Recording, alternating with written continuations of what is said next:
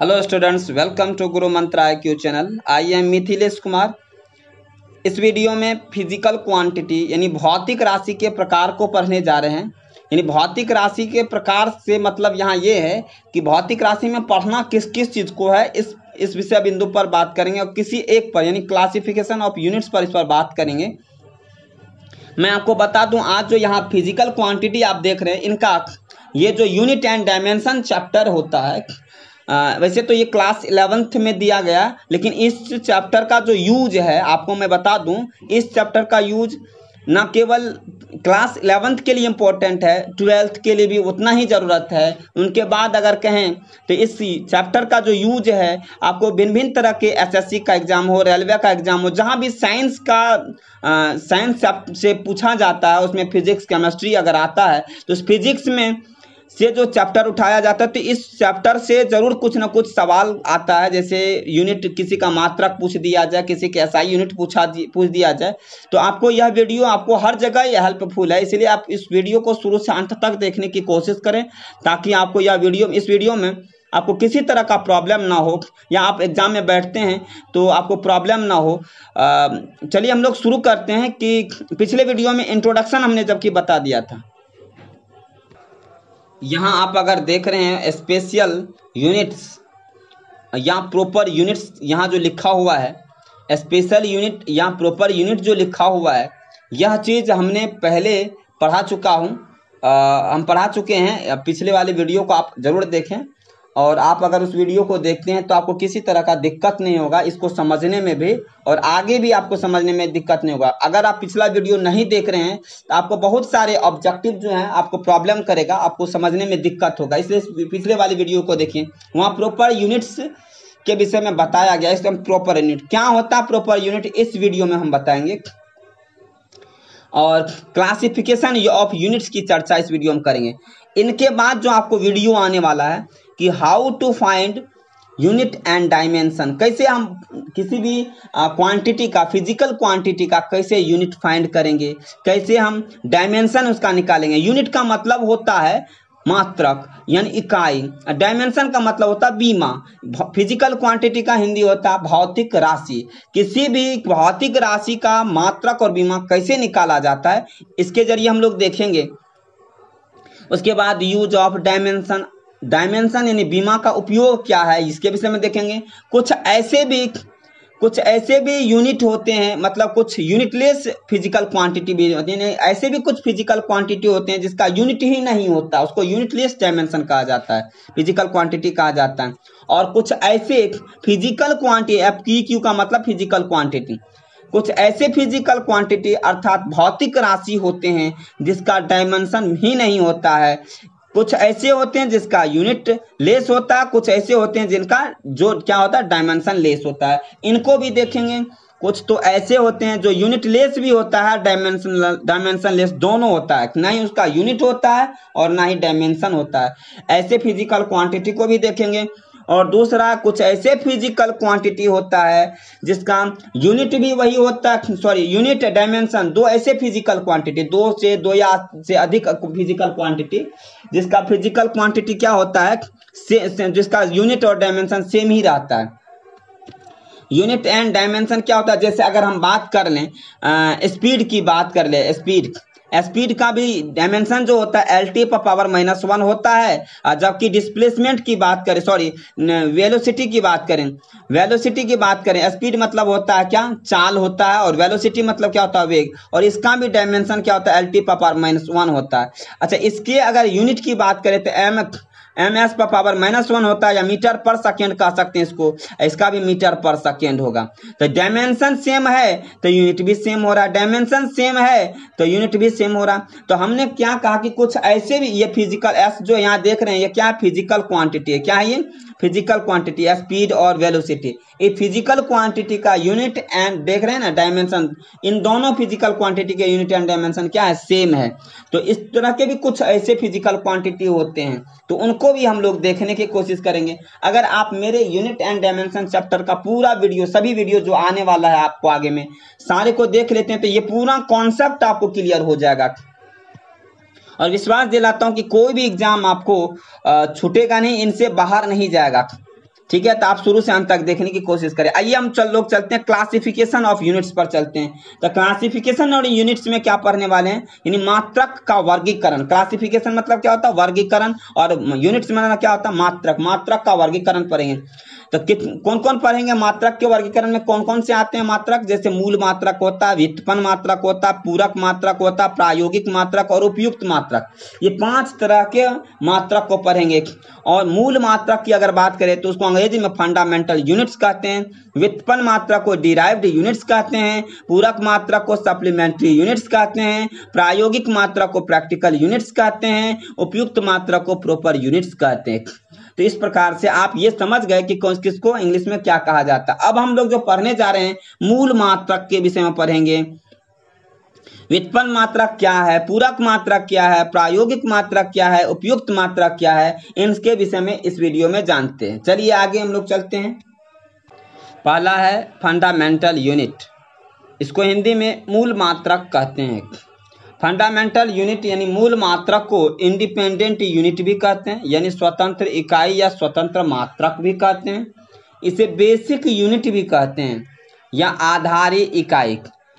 अच्छा, ये होता क्या है, तो वह मात्रक जो किसी दूसरे मात्रक पर निर्भर नहीं करता, इसे ही स्वतंत्र इकाई या स्वतंत्र मात्रक, आधारी इकाई भी कहते हैं।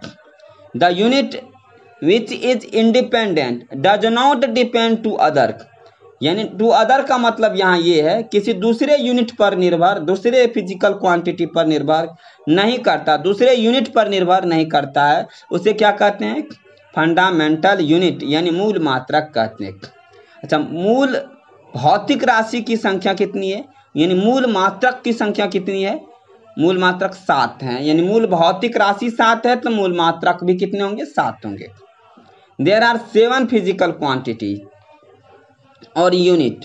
पहला क्या है, तो पहला है आपको लेंथ, लंबाई।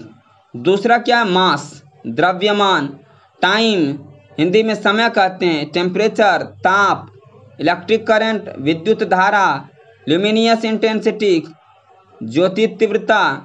अमाउंट ऑफ सब्सटेंस, पदार्थ का परिमाण। इस तरह से आपने देखा कि 7 मूल मात्रक। 7 मूल मात्रकों में लेंथ का जो संकेत होता है, लेंथ का क्या होता है, एल होता है, जबकि इसका एसआई यूनिट मीटर में होता है और इसको मीटर इस प्रकार से लिखते हैं। मास का द्रव्यमान हिंदी होता है, संकेत एम से लेते हैं और एसआई यूनिट किलोग्राम में होता है। उसके बाद टाइम का हिंदी होता है समय, समय को संकेत टी से डिनोट करते हैं और उसको जो एसआई यूनिट जो उसका होता है एस होता है। उसके बाद इसको एस मतलब यहाँ सेकेंड से, एस मतलब क्या है, यहाँ सेकेंड से है। चौथे नंबर में टेम्परेचर, हिंदी में ताप, और इसका संकेत होता है टी। संकेत क्या होता है, टी, सिंबल उसको टी से डिनोट करते हैं और इसका एसआई यूनिट को के से डिनोट करते हैं और के का फुल फॉर्म केल्विन होता है। यानी टेम्परेचर का एसआई यूनिट आपसे पूछा जाए तो केल्विन बोल देंगे। इलेक्ट्रिक करंट को हिंदी में विद्युत धारा कहते हैं और विद्युत धारा को आई से संकेत करते हैं, आई से सूचित करते हैं। और एसआई यूनिट जो होता है एम्पियर होता है। क्या होता है, एम्पियर, यानी इसको ए से एसआई यूनिट इसका एम्पियर होता है तो और इसे ए से डिनोट करते हैं। उसी तरह ल्यूमिनियस इंटेंसिटी को IV से दिखाते हैं, जबकि इसका एसआई यूनिट की बात करें तो क्या होता है, ल्यूमिनियस इंटेंसिटी हिंदी होता है ज्योति तीव्रता, उसको कैंडेला कहते हैं और यहाँ कैंडेला इस प्रकार से लिखते हैं। अमाउंट ऑफ सब्सटेंस, पदार्थ की मात्रा, पदार्थ का जो परिमाण है उसको N से सूचित करते, इसका सिंबल N होता है और N इसका एसआई यूनिट मोल होता है, मोल को इस प्रकार से सिंबल में लिखते हैं। ठीक है, अब आते हैं हम लोग व्युत्पन्न मात्रक। व्युत्पन्न मात्रक क्या होता है, तो डिपेंडेंट यूनिट, वह था इंडिपेंडेंट, यह है डिपेंडेंट। इसका मतलब यह हुआ कि यह यूनिट जो है, the unit which can be explain with the help of 2 और मोर देन 2 फंडामेंटल यूनिट। 2 या 2 से अधिक फंडामेंटल यूनिट जो होता है, मूल मात्रक जो होता है, उनको मिलाने के बाद क्या बनता है, व्युत्पन्न मात्रक बनता है। अगर हम कहते वह मात्रक जो मूल मात्रक पर निर्भर करता है, मूल मात्रक के द्वारा ही बनता है, उसे व्युत्पन्न मात्रक कहते हैं। क्या कहते हैं, व्युत्पन्न मात्रक। जैसे अगर हम बात करें तो वेग की बात कर रहे हैं, वेग का क्या होता है, तो वेग को इंग्लिश में वेलोसिटी कहते हैं। क्या कहते हैं, वेलोसिटी। फार्मूला क्या होता है, तो डिस्प्लेसमेंट अपॉन टाइम, यानी डिस्प्लेसमेंट को किससे डिनोट करते हैं, तो डिस्प्लेसमेंट को लेंथ से डिनोट करते हैं। तो एल हो जाएगा, नीचे में क्या टी है, तो लेंथ अपॉन क्या हो जाएगा टी, तो ये हो जाएगा एल टी पावर -1। लेकिन अगर हम आपको बता दें एल अपॉन अगर टी हुआ है तो एल को लेंथ को मीटर में डिनोट करते हैं, टी को समय में करते हैं, तो मीटर पर सेकेंड भी कह सकते हैं। तो वेलोसिटी का जो यूनिट होगा क्या होगा, मीटर पर सेकेंड होगा। तो अगर हम कहते हैं वह मात्रक जो मूल मात्रक पर निर्भर करता है उसे व्युत्पन्न मात्रक कहते हैं। तो हमने क्या कहा, वेलोसिटी का क्या हुआ था अभी, वेलोसिटी के विषय में क्या हुआ, तो मीटर पर सेकेंड हुआ, मीटर पर सेकेंड। मीटर तो लेंथ का ना है, सेकेंड किसका है, टाइम का है। तो सेकेंड इंडिपेंडेंट यूनिट हो सकता है, मीटर इंडिपेंडेंट यूनिट हो सकता है, लेकिन मीटर पर सेकेंड इंडिपेंडेंट नहीं हो सकता, क्योंकि यहाँ 2 से अधिक यूनिट यूज किया गया है, मात्रक यूज किया गया है, इसीलिए हम यहाँ इसे इंडिपेंडेंट नहीं कहा गए, डिराइव्ड कहेंगे, जो दूसरे यूनिट पर निर्भर करता है। जैसे वेग किस पर निर्भर करता है, मीटर और सेकेंड पर करता है। 2 या 2 से अधिक तो यूनिट यूज किए गए कि नहीं किए गए, इसका मतलब यो जो है वेलोसिटी जो है व्युत्पन्न मात्रक है। कौन सा मात्रक है, व्युत्पन्न मात्रक।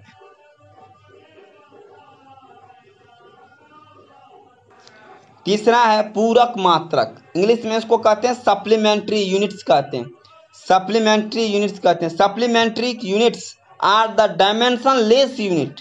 अब आपको हम बता रहे थे कि कुछ डायमेंशन लेस यूनिट होता है, वैसे तो हम आगे चलकर पढ़ाएंगे, चूंकि यहाँ पूरक मात्रक पढ़ा रहे हैं और पूरक मात्रक डायमेंशन लेस होता है, इसलिए हम यहाँ डायमेंशन लेस की बात की। आगे चल करके और बताएंगे आपको कि कौन कौन से फिजिकल क्वांटिटी होते हैं जो डायमेंशन लेस होते हैं, और आपको अच्छे एग्जाम में यह क्वेश्चन पूछा जाता है, निम्न में से कौन सा डायमेंशन लेस है। तो यहाँ देखिए पूरक मात्रक में एंगल आता है, यानी सप्लीमेंट्री यूनिट्स में एंगल और सॉलिड एंगल आता है। एंगल मतलब हिंदी में कोण और सॉलिड एंगल मतलब ठोस कोण। यहाँ रेडियन एंगल का क्या होता है, रेडियन होता है, और रेडियन को RAD से डिनोट करते हैं। सॉलिड एंगल ठोस कोण इसको एस्टेरेडियन कहते हैं, और एस्टेरेडियन को SR से डिनोट करते हैं। तो आपको पूछा जाए कि बताइए सॉलिड एंगल का जो SI यूनिट होता है क्या होता है, एस्टेरेडियन होता है, और एस्टेरेडियन को सिंबल होता है SR। एंगल का जो SI यूनिट होता है क्या होता है, रेडियन होता है, और उसका क्या होता है, RAD होता है सिंबल। ठीक है, तो इतना बात पूरक मात्रक क्या है, उसके में इसके अंतर्गत कौन कौन आते हैं, एंगल और सॉलिड एंगल आते हैं, उसके SI मात्रक क्या है, सिंबल क्या है, ये सारी चीज जान गए। अब हम लोग चलते हैं प्रायोगिक इकाई, प्रैक्टिकल यूनिट्स की ओर चलते हैं। चौथे नंबर में है प्रायोगिक इकाई, और इसमें पढ़ेंगे, इसका इंग्लिश होता है प्रैक्टिकल यूनिट्स। प्रायोगिक इकाई को अंग्रेजी में क्या कहते हैं, प्रैक्टिकल यूनिट्स कहते हैं। The units which is use during experiment, जब हम आप एक्सपेरिमेंट कर रहे होते हैं, वैसे इकाई जिसका प्रयोग एक्सपेरिमेंट के समय किया जाता है उसे प्रायोगिक यानी प्रैक्टिकल यूनिट्स कहा जाता है। तो जब हम क्या करते हैं, प्रैक्टिकल करने लगते हैं या एक्सपेरिमेंट करने लगते हैं, उस समय जब जिस यूनिट का प्रयोग करते हैं, जैसे अगर बात करें लाइट ईयर प्रकाश वर्ष, जैसे हम बात करें शक्ति का मात्रक क्या होता है, वाट होता है।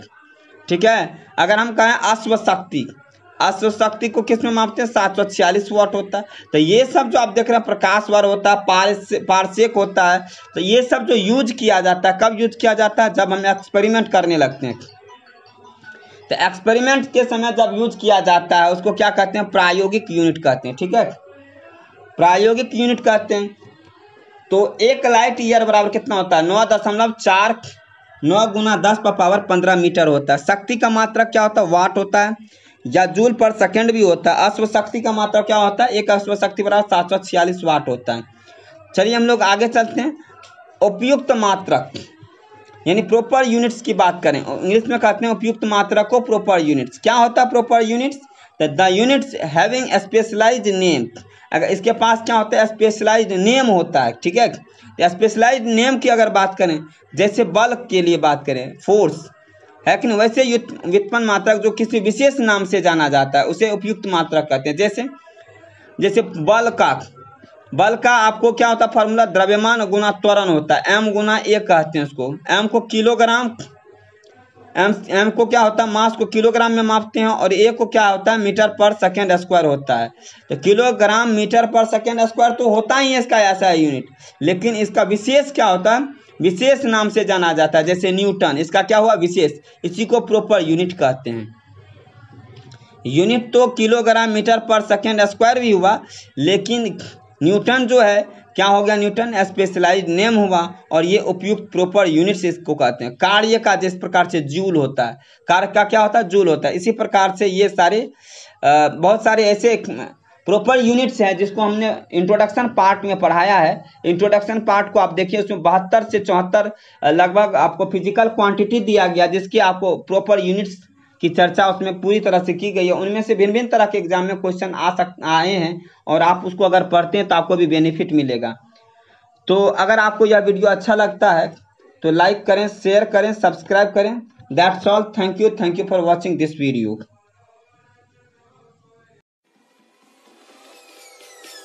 Peace.